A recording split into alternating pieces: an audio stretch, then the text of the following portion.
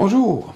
Il y a quelques semaines, j'assistais à une compétition d'enfants de grade ceinture orange-verte, puis je me suis aperçu que ces enfants-là se battaient pour la prise du kumikata.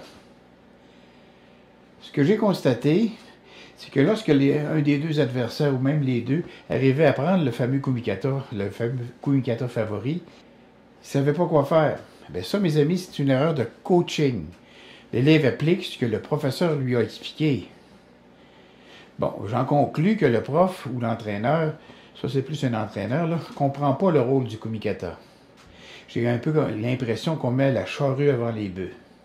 C'est un peu comme si on voulait piloter une voiture de Formule 1, là, puis si on arrivait finalement à embrayer la voiture, on perd le contrôle de l'auto parce qu'on ne sait pas comment conduire. Et c'est la même chose pour le kumikata. Le travail du kumikata, ça vient s'ajouter à un bagage technique varié et non pas à remplacer les postures correctes puis les déplacements. Katanishi disait, pour un japonais, le kumikata, c'est saisir pour exprimer ce qu'on sait faire. Ce qu'on sait faire.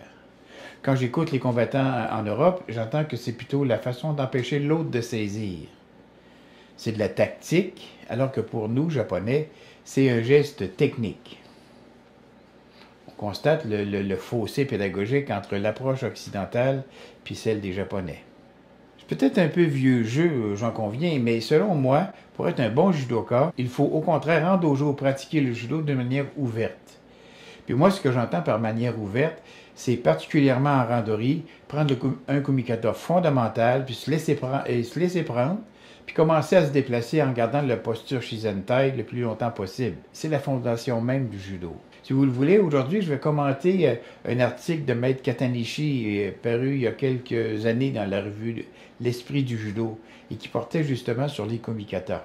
Voici ce que le Maître Katanishi nous disait sur l'art de poser les paumes. Il me semble que la notion du kumikata, qu'en France vous traduisez par garde, alors que pour nous, Japonais, cela veut dire quelque chose comme façon de créer le contact, est différente pour vous et pour nous. La notion de base du kumikata au Japon est de poser les deux mains sur l'adversaire. C'est par le travail décalé des deux mains qu'on peut obtenir des déséquilibres, en pêchant d'un côté puis en tirant de l'autre, en créant des transferts de poids sur les appuis, des rotations, etc. On a une expression qui dit « quatre mains posées, c'est le judo ». En Europe, on pense souvent une saisie forte égale une technique particulière.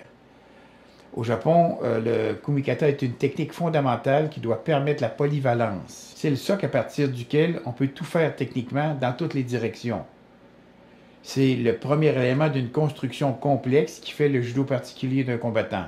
Ses préparations, ses enchaînements, ses techniques. Au fond, le judo japonais, c'est pas compliqué. On insiste fortement sur les notions de base et après on laisse les judokas se débrouiller. La notion de base, pour ce qui concerne le kumikata, c'est qu'il faut poser les paumes sur l'autre. Quand on ne voit pas dans le noir, on avance paume en avant. Si on veut sentir qui nous fait face, il faut toucher avec les paumes. Comme un aveugle ou un artiste pour sentir les choses cachées. C'est sa vitesse, sa direction, son rythme propre qu'on apprend à percevoir.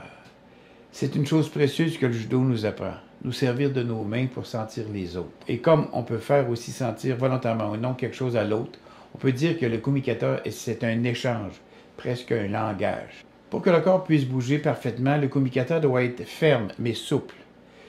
L'épaule crispée, ça ne permet pas un bon mouvement.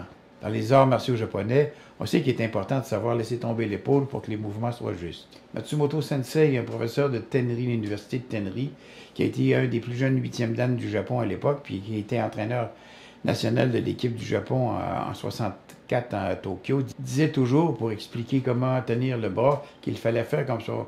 On maintenait un œuf entre le bras et l'aisselle, et un oiseau dans la main pour décrire la façon de fermer les doigts en verrouillant le petit doigt sans serrer le poing. Bien sûr, le kumikata traditionnel, c'est une forme de base qu'on peut changer légèrement en fonction de notre physique, le physique de l'adversaire, de nos techniques favorites.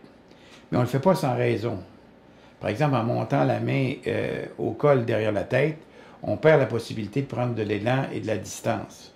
On perd soi-même une forme de liberté. Quant à moi, mon premier professeur nous punissait si on adoptait en randori un judo négatif, soit en raidissant les bras ou en se penchant vers l'avant. Il nous criait mauvais mental. Ça, c'est la pire des insultes. Et si on veut agir avec logique, la victoire se trouve dans la préservation de la position Shizentai, être en équilibre, et la rupture de cette position-là pour l'adversaire. Il faut donc, dans un premier temps, en dojo, en randori, se laisser saisir et s'exposer aux attaques de l'autre et apprendre à bloquer avec le corps ou encore à esquiver. Et le professeur, ça va être lui qui va veiller en temps et lieu à imposer des kumikata spécifiques, que ce soit pour bloquer l'adversaire ou de prendre avantage sur celui-ci, mais seulement après s'être assuré que les postures de base soient très bien intégrées. De cette façon, en compétition, on pourra toujours rajouter une posture correcte, un kumikata spécifique destiné à neutraliser l'autre, et à ce kumikata spécifique-là, ajouter de la force physique au besoin, parce que tout ce qui est en amont est solide. Si on revient une petite minute avec Katanishi, qui nous disait en 2008, « Avant, la politique du judo était au service des combattants.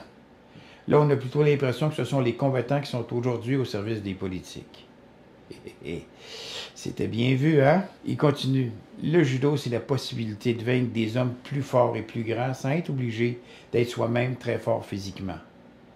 C'est la perspective de travailler sans risque pendant des années en dojo dans une recherche d'approfondissement technique passionnant. Et que dire du commentaire de Jean-Claude Brondani, 8e dan, médecin puis médaillé olympique sur la tournure de la compétition actuelle en judo, sur l'article justement de Katanishi. Et ça, j'ai lu ça cette semaine. Bravo, maître Katanishi. C'est comme ça qu'on est en train de massacrer le judo, en donnant la priorité à la compétition dans les catégories les plus jeunes, en instituant des ranking lists chez les cadets, le professionnalisme chez les seniors aux dépens du judo de plaisir, du judo éducatif et du randori ou du kata. C'était déjà la crainte de Jigoro Kano en 1938, lors de l'inscription du judo au programme des Jeux olympiques. Eh bien, nous y sommes.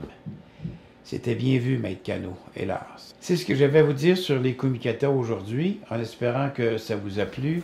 Si c'est le cas, donnez-nous un pouce en l'air.